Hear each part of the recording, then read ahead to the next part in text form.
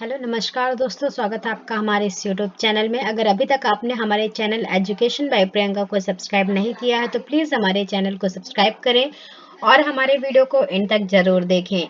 आज की इस वीडियो में हम पढ़ेंगे लोकसभा यानी डेमोक्रेसी के एमसीक्यू क्वेश्चन का पार्ट 3, जो कि हमने पार्ट 2 कल पढ़ा था, जिसमें कि इंपॉर्टेंट क्वेश्चन हमने 30 रखे थे। उसके आगे के क्वेश्चन हम आज की इस वीडियो में पढ़ेंगे।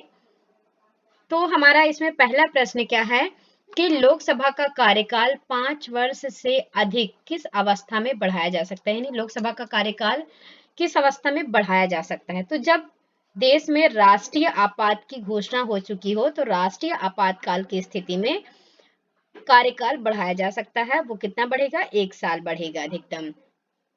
अगला प्रश्न है लोकसभा के किसी की सदस्यता कितने दिनों तक लगातार अनुपस्थित रहने पर समाप्त हो जाती है। तो अगर कोई व्यक्ति या कोई सदस्य लगातार 2 महीने यानी 60 दिनों तक लगातार अनुपस्थित रहता है तो उसकी सदस्यता समाप्त हो जाएगी। ठीक है,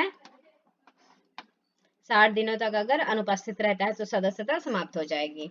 अगला प्रश्न है संसद सदस्यों को प्रतिमाह वेतन के रूप में कितना रुपए मिलता है।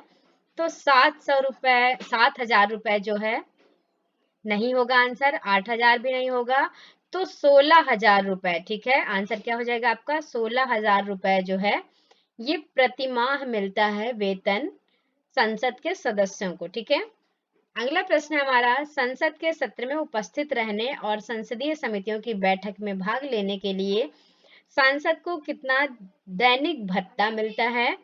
तो प्रतिदिन का 700 रुपए भत्ता मिलता है। ठीक है, जो कि उसके वेतन से अलग होता है।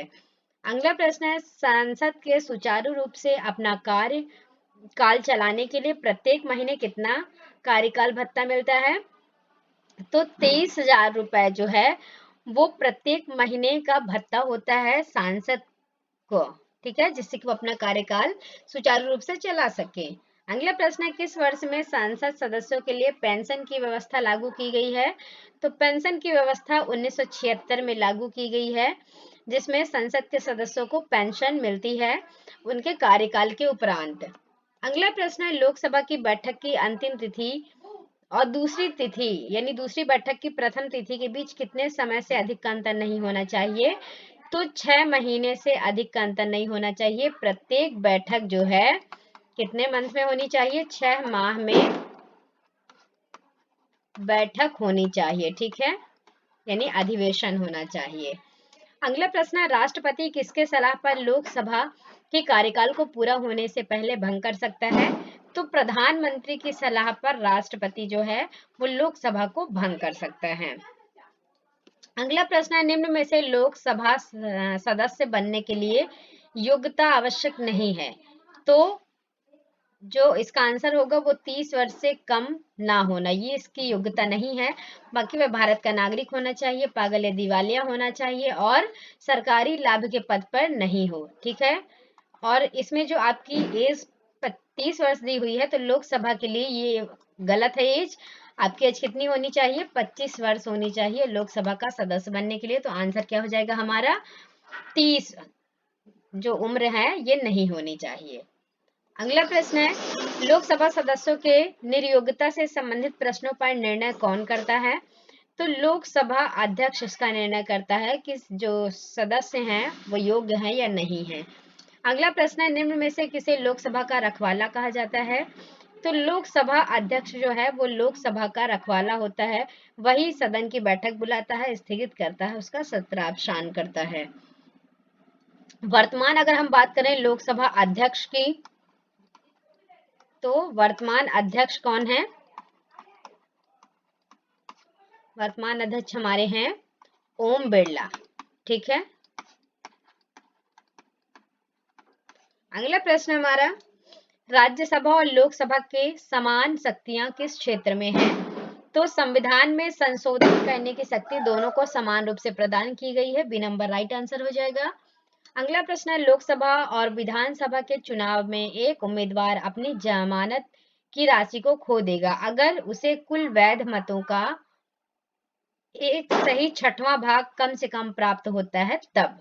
ठीक है, अगला प्रश्न हमारा, निम्न में से किसके विधेयक केवल लोकसभा में ही प्रारंभ किए जा सकते हैं? अब विधेयक का से किससे है? बिल से है, यानी कौन सा बिल केवल लोकसभा में प्रारंभ किया जा सकता है? तो वित्त विधेयक जो है या फिर फाइनेंशियल बिल, आपका फाइनेंशियल बिल जो है वो केवल लोकसभा में प्रस्तुत किया जा सकता है। ठीक है, अगला प्रश्न हमारा, भारत में क्षेत्रफल की दृष्टि से सबसे बड़ा संसदीय निर्वाचन क्षेत्र कौन सा है? तो लद्दाख जो है सबसे बड़ा निर्वाचन क्षेत्र है, जिसे हम जम्मू कश्मीर भी उसके अंतर्गत आता है, तो जम्मू कश्मीर कह सकते हैं। अगला प्रश्न है, निम्न में से किसमें लोकसभा और राज्यसभा की शक्तियां समान हैं? तो आंसर क्या हो जाएगा? राष्ट्रपति के निर्वाचन क्षेत्र से संबंधित, उपराष्ट्रपति के निर्वाचन से संबंधित और राष्ट्रपति के विरुद्ध महाभियोग के संबंध में, यानी इसका आंसर हो जाएगा डी, यानी इनमें से सभी आपका राइट आंसर हो जाएगा। तो लोकसभा और राज्यसभा की शक्तियां समान है, यानी अगर लोकसभा स्वीकृति दे देती है इससे संबंधित, तो राज्यसभा की स्वीकृति भी आवश्यक है। अगला प्रश्न है, निम्न में से कौन सा राज्य लोकसभा में अनुसूचित जाति जनजाति के लिए सर्वाधिक प्रतिनिधि निर्वाचित करता है? तो मध्य प्रदेश इसका राइट आंसर हो जाएगा। एमपी में सर्वाधिक प्रतिनिधि जो है वो अनुसूचित जनजाति से संबंधित हैं। ठीक है, अगला प्रश्न है, निम्नलिखित राज्यों में किसने अनुसूचित जनजाति के लिए लोकसभा में स्थान आरक्षित नहीं किया है? तो इसका आंसर क्या हो जाएगा? केरल और तमिलनाडु, बिहार और उत्तराखंड, पंजाब और हरियाणा, यानी इनमें से सभी इसका राइट आंसर हो जाएगा। ठीक है, तो इनमें से सभी हैं जो कि अनुसूचित जनजातियों के लिए लोकसभा में स्थान आरक्षित नहीं करते हैं। अगला प्रश्न है, लोकसभा में अनुसूचित जाति और अनुसूचित जनजाति के लिए सीटों का आरक्षण संविधान के किस अनुच्छेद में प्रदान किया गया है? तो अनुच्छेद 330 जो है, इसमें सीटों का आरक्षण जो है वो अनुसूचित जाति और जनजाति, ठीक है, अनुसूचित जाति और जनजाति दोनों के लिए सीटों का आरक्षण प्रदान किया गया है अनुच्छेद 30 के अंतर्गत। ठीक है, अगला प्रश्न हमारा, किस राज्य में लोकसभा में अनुसूचित जाति या जनजाति के लिए आरक्षण नहीं है? तो आंसर क्या हो जाएगा? इनमें से सभी, क्योंकि अरुणाचल प्रदेश, जम्मू कश्मीर और गोवा तीनों में ही अनुसूचित जाति और जनजाति के लिए आरक्षण नहीं है स्थान लोकसभा में। ठीक है, अगला प्रश्न है हमारा, भारत के किस संसदीय निर्वाचन क्षेत्र की सीमा 9 संसदीय निर्वाचन क्षेत्रों को स्पर्श करती है? तो नागौर यानी राजस्थान जो है उसकी सीमा जो है वो संसदीय निर्वाचन क्षेत्र को स्पर्श करती है। अगला प्रश्न है, किस लोकसभा में निर्वाचन महिला सांसदों की संख्या सबसे कम थी? तो जो 6वीं लोकसभा है इसमें महिलाओं की संख्या सबसे कम थी, तो सी नंबर राइट आंसर हो जाएगा आपका। अगला प्रश्न हमारा, किस लोकसभा में निर्वाचन महिला सांसदों की संख्या सबसे अधिक रही थी?